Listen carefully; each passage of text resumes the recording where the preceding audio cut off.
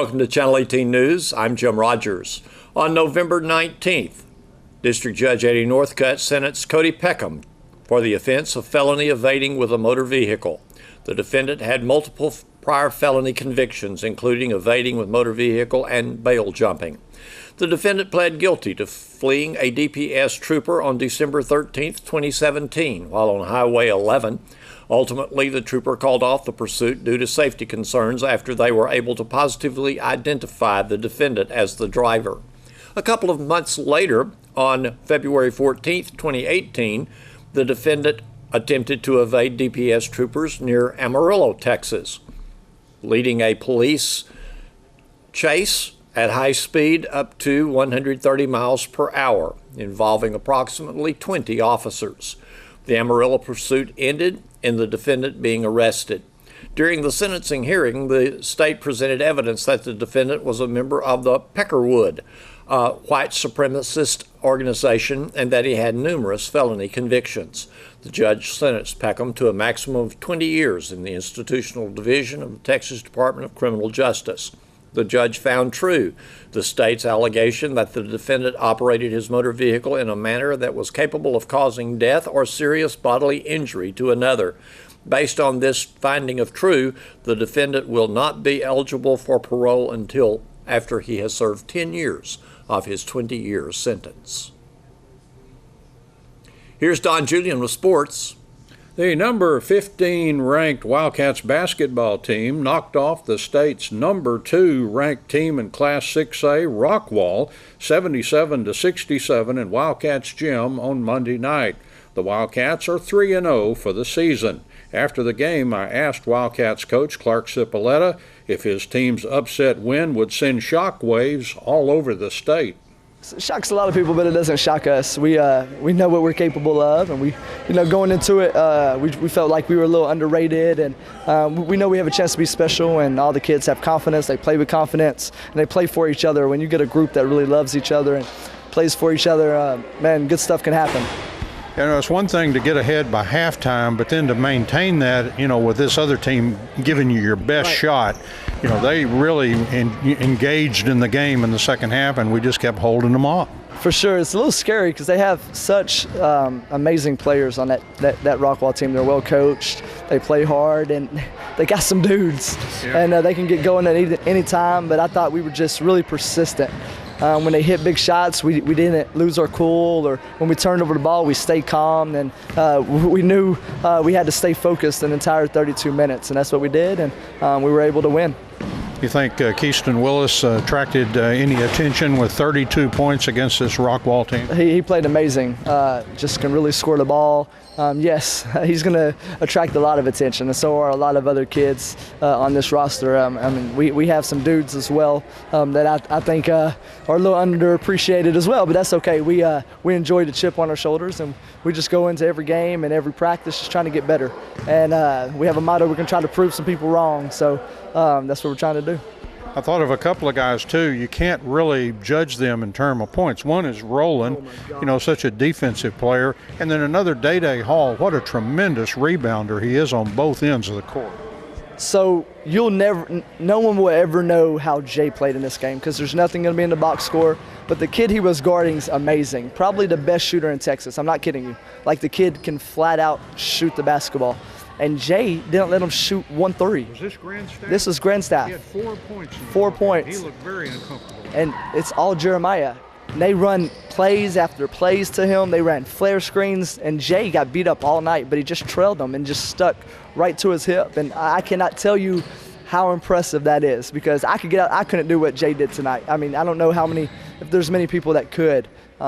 Just relentless and never asked to come out of the game, never gave me an excuse, just was relentless in his attack and took pride in it. And that's what this group does. They take pride in getting stops. They take pride in playing together. They take pride when people knock down shots. So it's a fun group to coach.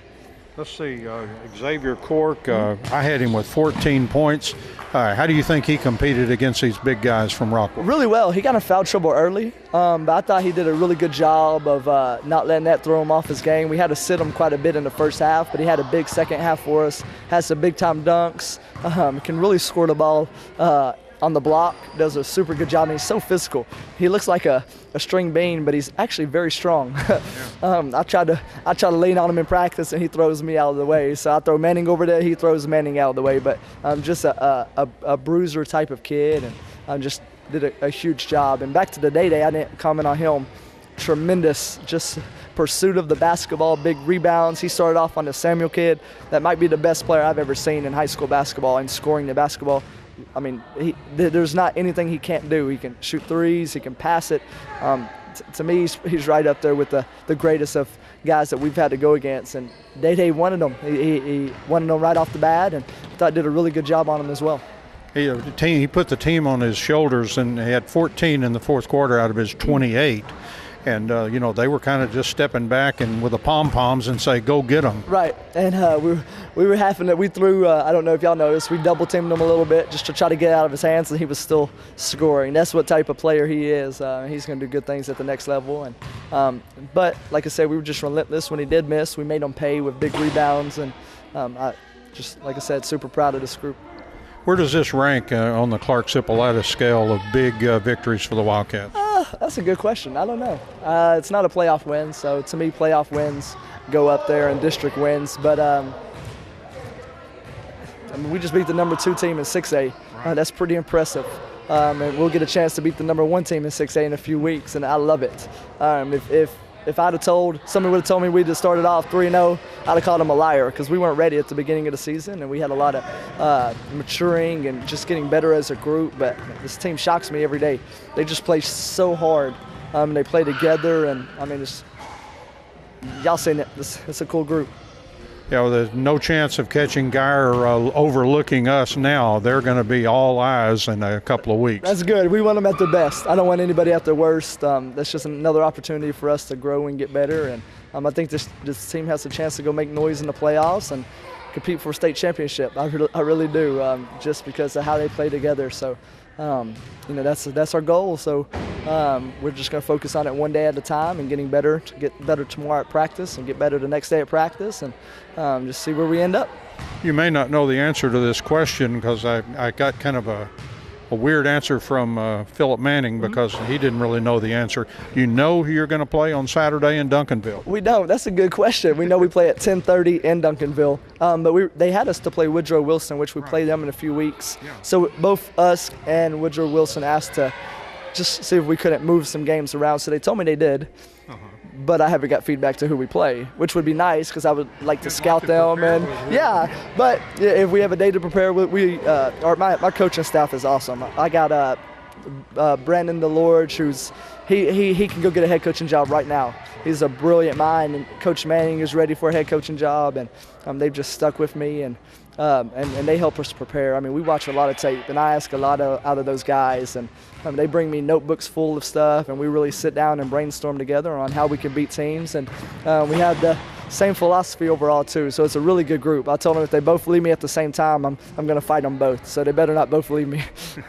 Have to look and see who's in the top 5 in Class 6A to see who we might play. Seems like you don't pick on anybody but the Giants. I do. It goes back to a chip on our shoulders. We want to prove we're the best, and the only way to prove you're the best is to play the best. And if you get knocked down, it's not a loss in our book. It's an opportunity to learn. You're going to get knocked down sometimes. We're going to play bad sometimes this season. It's going to come. It's part of it. We're just going to grow and learn from every opportunity. And to me, I talk about this all the time to our kids. When you're comfortable in something, you don't learn and you don't grow. You don't get better. You got to be uncomfortable. You got to be exposed in areas, and it's not fun.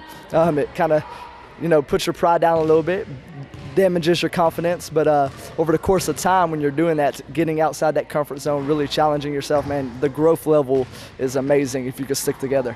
And that's what we're trying to do. Our old buddy Victory Walker was in the building tonight. I wonder what he thought of his old team. Yeah, he came in there, and it was good to see him. And he's going to do amazing things at OU, and just a great kid. He was. I know he was a phenomenal player, but he was more of a joy just to have as a human to be around. And we miss his loving spirit and his ability. But next guy up on our bench. Well, I appreciate his training of Xavier Cork. He did a great job on X. He did. Just going against those guys each day helped Xavier and Day and Cameron a ton. because they battled. I mean, practice was like almost a college basketball game at times, and those guys just grew and got better, and X really gets to seek the benefits of it for us right now. And like I said, I couldn't be more proud of all of our guys. I heard a rumor that this wasn't the brightest moment of the season probably for us. This is not close to the brightest moment of the season. If it is, there's something wrong. This is a cool moment, but it's just another stepping stone on the path where we're trying to go. And some stepping stones are a little bit more fun to step on, like this one, but no, it's just another step. And like I said, it's not a shocker to us. We expect to beat teams, and we expect to compete with the best teams in the state. So just a good measuring stick, and move forward, and let's get better tomorrow. The Lady Cats basketball team improved their season record to 2-0 with a nail-biting 54-53 victory over Liberty Ilo in Texarkana Monday night. The Lady Cats withstood a furious fourth-quarter rally from the Lady Leopards and escaped with the one-point win. The Lady Cats got good scoring efforts from seniors Sadavia Porter and Autumn Tanton. Tanton also had a good night rebounding. Additional information was not available. After the Thanksgiving break, the Lady Cats will be playing Terrell in Wildcats Gym on November 27th. The Saltillo Lions came out on the short end of a 74-63 game against Liberty Ilo Monday. The Lions outscored the Leopards 21-18 in the fourth quarter, but that wasn't nearly enough for the Lions to catch up. Chris Bokhorst had another big night for the Lions with 24 points. And Matthew Gurley had 16 points. Ben Moore had 9 points. Levi Hoover and Eddie Oleo had 5 points apiece. Andrew Redburn scored 4 points. The Lions are now 1-2 for the season, and they play Como Picton Tuesday night. The Saltillo Lady Lions lost a first-half lead at home and ended up losing to Celeste 47-38 in Saltillo Monday. The Lady Lions were up 11-10 after the first quarter and up 28-20 at halftime. Celeste rallied to outscore the Lady Lions 27-10 over the last 2 quarters. Chandler Bain led the Lady Lions with 15 points. Brittany Peoples had 10 points. Jocelyn Ochoa scored 6 points. Lorena Castro added 3 points. Anna Reeder and Maddie Smith scored 2 points each. The Lady Lions had an excellent night at the free throw line, hitting 13 of 14. The Lady Lions are now 4-6 for the season, and they'll be playing Yantis at home on November 27th. Thanks for watching Channel 18 News. Have a great evening. 17. Mike, do the math for me. Let's do 35. 35. 35. 12. 35. Hold on. 35. All right, that's Jake. Yep.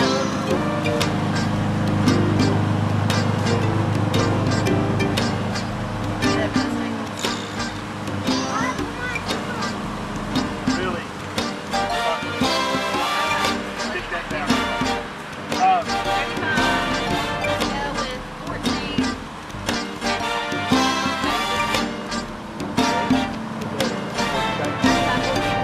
that 50?